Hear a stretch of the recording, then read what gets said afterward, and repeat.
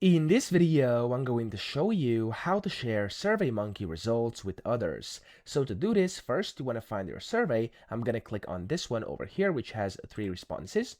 And then whenever you open your survey, wait for it to load the editor, and you want to go to the top right where it says Analyze Results.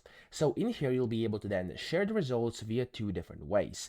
The first one is going to be kind of the quickest one, which is by simply clicking the export button over here and then make it an export, so you can basically just export your data and send it to whoever you want, and that way you can share your results with others easily. Or you could go and click on shared data over here under question summaries, and inside shared data you'll be able to click on plus share all. When you do this, it's going to basically create a shared data page, and you have to wait for a few seconds for it to load, and here you can customize the shared data page. Now if you have the premium version of SurveyMonkey, you'll be able to add a password and then of course a title, description, and you can include or not include different things over here, and then you can simply click on the get link button, and as you can see, you're gonna get a link. You can copy this and click on save, and then whenever anybody puts that link into their browser, if I go into incognito over here, you'll see that it's actually going to show me, just like this, my shared data page, and on here anybody with the link is gonna be able to view the data. Okay, so that's how to share results. I hope this video helped you out. If it did,